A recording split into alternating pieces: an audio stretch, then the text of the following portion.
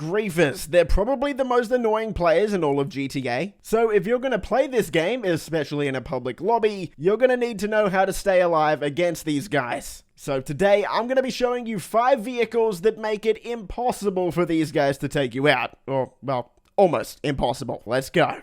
Alright, at number 5, we've got the MOC cab. The Mobile Operations Center is mostly useless nowadays, but the one part that will pretty much always be useful is the cab itself, just the truck that's pulling the big trailer. Now, that might seem a bit weird, like what is a truck cab gonna do against an Oppressor Mark II? Well, it's gonna take about 70 homing rockets. Yeah, like that's actually a thing. I think the correct number is somewhere around 65 to 70 homing rockets before this thing's gonna blow up. The Oppressor Mark II only has 20 rockets before they're gonna need to get a new one. So if you're any good at math, you'll be able to tell that you're going to need over 3 guys on an Oppressor. You're going to need 4 different Oppressor griefers coming at you and hitting you with 70 rockets before this thing is going to blow up. I'm pretty comfortable in saying that's pretty much never, ever going to happen. So if an Oppressor Mark II griefer is annoying you, just call this in and they're not going to know what to do, to be honest. Now, an honorable mention for this spot is the Acid Lab or the Brigade 6x6. It's going to tank a very similar amount of rockets. So honestly, you could choose either one. I just went with the MOC here because you can actually detach it from the trailer. You can't do that with the Acid Lab. But honestly, either of them will do the job just as well. Now, of course, just like with pretty much any personal vehicle in the game, you're going to be able to throw sticky bombs out of this, grenades, whatever you need to do. And a lot of the time, when someone's trying to kill you on an Oppressor Mark II, they're going to get a bit too close. So you're going to be able to throw a sticky bomb out the window and blow them up. But even if you can't do that, there's a good chance you'll be able to shoot them off. Or, I mean, just completely ignore them in general and do what you got to do. They won't be able to kill you. At number 4, we've got the Night Shark. And what you're actually going to see in the background footage here is one of my favorite clips of me defending someone with a Night Shark and annoying an Oppressor griefer. It's pretty funny. Unlike the Mobile Operations Center where you need to spawn it somewhere near you, the Night Shark will actually just spawn like right next to you. The MOC can tank up to 70 rockets. The Night Shark, on the other hand, will tank over 20 homing rockets. So obviously, that's not 70, but that's still more than enough to protect yourself from an Oppressor Mark II. In my opinion, it's well worth the trade-off of being able to tank 70 rockets, because honestly, that is a bit excessive. You're never gonna actually tank 70 rockets. And what the Night Shark lacks compared to the MOC in terms of protection, it makes up for in other areas. First of all, like I said, the convenience is really, really nice to be able to spawn it right next to you, just like any other personal vehicle, because this is just a personal vehicle. So just like any other sports car or supercar, this acts the exact same way. You can spawn it wherever you want. Like I said, it's surprisingly quick.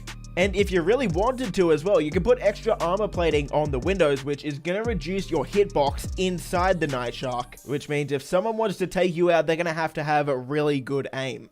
Unfortunately, what putting the heavy armor plating on the windows is going to do is it's going to stop you from being able to shoot and throw sticky bombs out of the Night Shark. So if you're looking to use this specifically to counter Oppressor Mark IIs, I wouldn't put the armor plating on the windows. I would say it's much more important to be able to throw sticky bombs out, because these sticky bombs are basically how you're going to take out the Oppressor Mark IIs when they get too close. But again, just like the MOC cab, this isn't really a vehicle that's meant to be used to sort of kill the Oppressor Mark II. It's sort of just there to help you survive the Oppressor Mark II. Because once that Oppressor Mark II griefer is out of rockets, they're going to have to land somewhere, and then that's your time to strike. So overall, Night Shark is one of the best counters to the Oppressor Mark II, and it definitely belongs here on this list. At number 3, the third best way to counter the Oppressor Mark II is with the Toror. Back before the Toror was introduced into GTA Online, this is where the Stromberg would be, because the Stromberg was always a pretty good counter to the Oppressor Mark II. Now the Toror is just a better version of the Stromberg. So you're probably wondering why this is actually a good counter to the Oppressor Mark II. It can't actually tank that many rockets, only a few.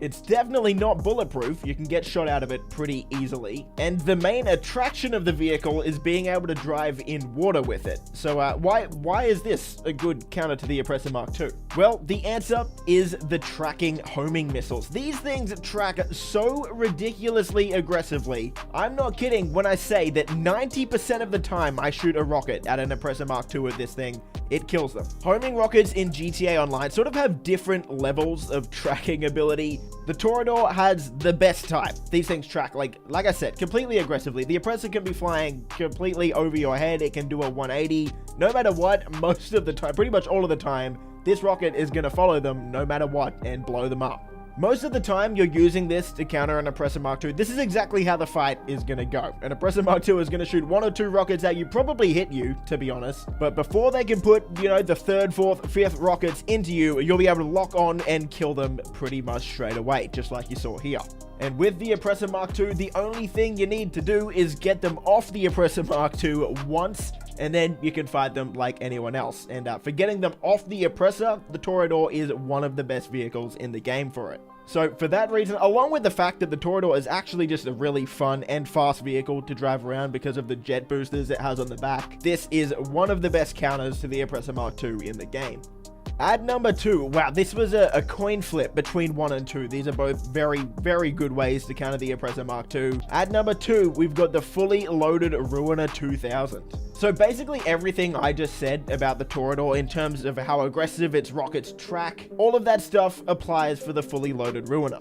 In order to get the fully loaded Ruiner, you're actually going to need the Ruiner 2000 itself. So to buy that, you're going to need to go into War Stock, and as you can tell on screen, it's not cheap. But once you have this is going to let you start up the VIP work called Fully Loaded. This is going to tell you to go pick up a fully loaded Ruiner 2000, and this thing is absolutely insane. So like I said, the rockets are the best rockets in the game, just like the Toror, but these, I think, even track like more aggressively. These will hit the Oppressor Mark II like 100% of the time.